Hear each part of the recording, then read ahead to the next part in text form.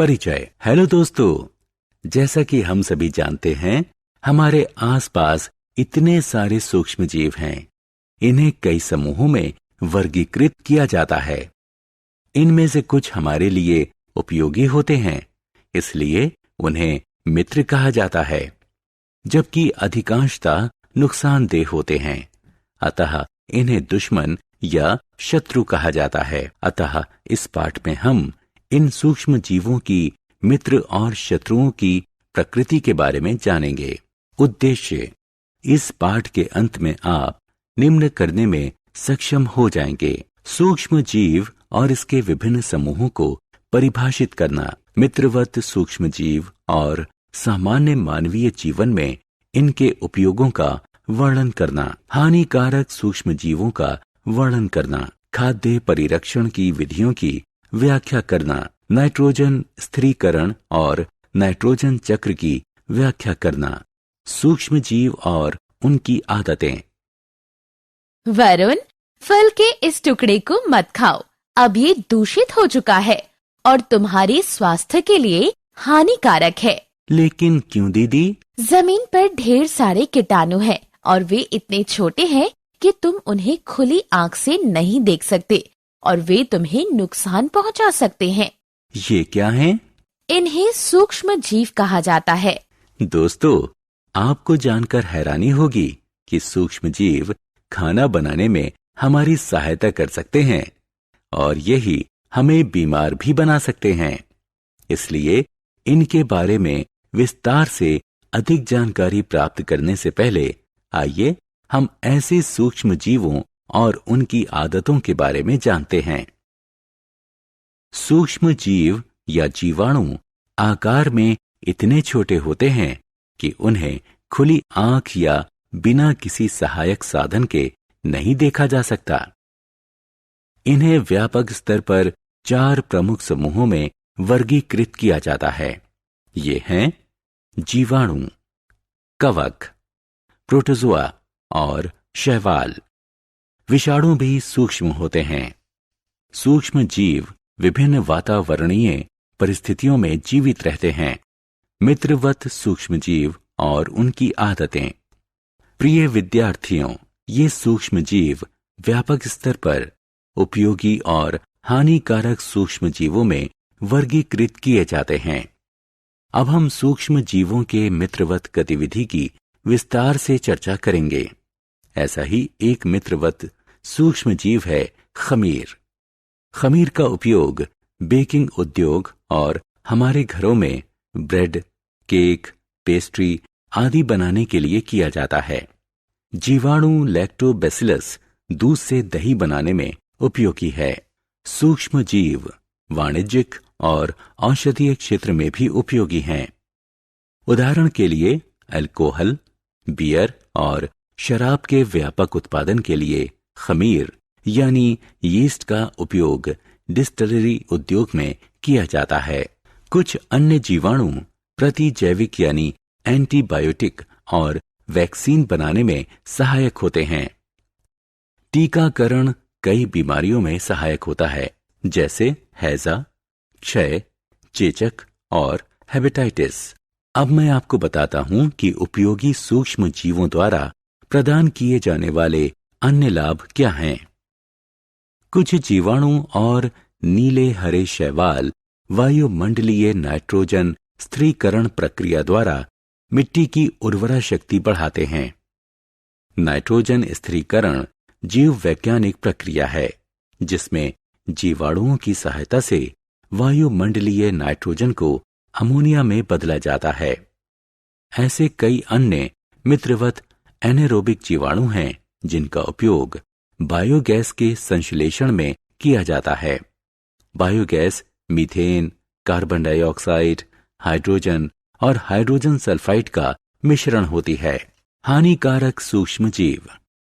सहायक और मित्रवत सूक्ष्म जीवों के बारे में चर्चा कर लेने के बाद आइए हानिकारक सूक्ष्म जीवों के बारे में जानते हैं। हम ऐसे सूक्ष्म जीवों से प्रारंभ करेंगे जो मानव और पशुओं के रोग के कारण बनते हैं। सूक्ष्म जीव जिनके कारण बीमारियां होती हैं पैथोजन कहलाते हैं।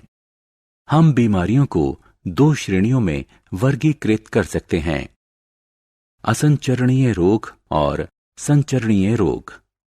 असंक्रामक रोग एक व्यक्ति से दूसरे में प्रवेश नहीं कर सकते, जबकि संक्रामक रोग वायु, जल और आहार आदि के माध्यम से एक संक्रमित व्यक्ति से दूसरे स्वस्थ व्यक्ति में प्रवेश कर सकते हैं। सामान्य जुकाम संक्रामक रोग का सबसे सामान्य उदाहरण है। मानव में रोग कारक सूक्ष्म जीव। दोस्तों, हमारे आसपास पाए जाने वाले कुछ कीट और पशु पैथोजन के संवाहक के रूप में कार्य करते हैं। मक्खियां और मच्छर ऐसे संवाहकों के आम उदाहरण हैं। हैजा रोग में मक्खियां कई पैथोजन की संवाहक होती हैं। जब ये मक्खियां बिना ढके हुए खाने पर बैठती हैं, तो पैथोजन स्थानांतरित हो सकते हैं और खाने को संक्रमित कर सकते हैं। हैजा से बचने के लिए हमें खाने को हमेशा ढककर रखना चाहिए और बिना ढके हुए खाने को खाने से बचना चाहिए। मलेरिया रोग के मामले में मादा एनोफ्लीज मच्छर प्लाज्मोडियम पैरासाइट के संवाहक होते हैं। पैथोजन एक संक्रमित व्यक्ति से स्वस्थ व्यक्ति में एक मच्छर के काटने से सीधे प्रवेश करते हैं।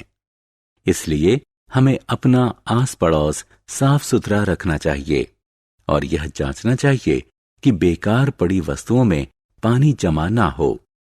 हम मलेरिया को फैलने से खिड़की और दरवाजों पर तार की जाली लगाकर और कीट विकर्षक क्रीम, स्प्रे और मच्छरदानी लगाकर रोक सकते हैं। हम मिट्टी के तेल को ठहरे हुए पानी पर छिड़ककर मच्छर के लार्वा को मार सकते हैं। पैथोजन के कारण होने वाले सामान्य मानवीय रोग। यहाँ एक सूची दी गई है जो विभिन्न पैथोजनों के कारण फैलने वाले विभिन्न मानवीय रोगों का उल्लेख करती है। जंतुओं में रोग कारक जीवाणु। आइए अब अपने अगले विषय पर चलते हैं, जिसमें पशुओं में रोग पर चर्चा होगी। क्या आपने पैथोजन के द्वारा पशुओं को होने वाले किसी रोग के बारे में सुना है? एंथ्रेक्स और पैर तथा मुंह के रोग पशुओं के रोगों के आम उदाहरण हैं। एंथ्रेक्स बैसिलस एंथ्रेसिस के कारण होने वाला बैक्टीरियल रोग है, जो कि यह मवेशियों के पैर एवं मुंह में होने वाला रोग विषाणु के कारण होता है। आइए अब जानते हैं पौधों में होने वाले रोगों के कारणों को। ऐसे कई सूक्ष्म जीव हैं जो विभिन्न पौधों में रोगों का कारण होते हैं। निम्न तालिका कुछ पौधों में होने वाले व्यापक रोगों और उनके कारण बनने वाले पैथोजन को सूचीबद्ध करती है। खाद्य विषाक्तन यानी फूड पॉइजनिंग। दोस्तों, गर्मी के दिनों में यदि खाना लंबे समय तक खुले में रखा हो तो खाना बेस्वाद हो जाता है और अंत में जहरीला हो जाता है। इसका कारण भी फिर वही जीवाणु हैं। कुछ ऐसे जीवाणु हैं जो खाद्य विषाक्तन यानी फूड पॉइजनिंग का कारण होते हैं, जैसे क्लोस्ट्रीडियम, बैसिलस और स्टेफिलोकोकस। ये खाना हमें नुकसान पहुंचाता है। हम कुछ विधियों द्वारा अपने खाने को संरक्षित कर सकते हैं, जैसा कि नीचे सूचीबद्ध है। दूध को बचाने के लिए हम पाश्चुरीकरण प्रक्रिया का उपयोग करते हैं। सारांश। आइए हमने जो कुछ सीखा है उसे संक्षेप में दोहराएं। सूक्ष्म जीव या जीवाणु एक जीवित जीव होते हैं जो इतने छोटे होते हैं कि हम उन्हें खुली आंख या बिना किसी सहायक साधन के नहीं देख सकते, अर्थात उन्हें केवल सूक्ष्मदर्शी यानी माइक्रोस्कोप से देखा जा सकता है। सूक्ष्म जीवों को व्यापक स्तर पर 4 प्रमुख समूहों में वर्गीकृत किया जाता है: जीवाणु, कवक, प्रोटोजोआ और शैवाल। सूक्ष्म जीव विभिन्न वायुमंडलीय परिस्थितियों में जीवित रहते हैं, जैसे जल, मिट्टी, गर्म पानी के सोते और पहाड़ आदि। सूक्ष्म जीव व्यापक स्तर पर उपयोगी और हानिकारक सूक्ष्मजीवों में वर्गीकृत किए जाते हैं। उपयोगी सूक्ष्मजीवों का उपयोग हमारे दैनिक जीवन तथा उद्योगों में विभिन्न उद्देश्यों से किया जाता है। सूक्ष्मजीव जिसके कारण मानव, पशु और पौधों में बीमारियां होती हैं, पैथोजन कहलाते हैं। नाइट्रोजन स्थिरीकरण जीव वैज्ञानिक प्रक्रिया है जिसमें जीवाणुओं की सहायता से वायुमंडलीय नाइट्रोजन को अमोनिया में बदला जाता है।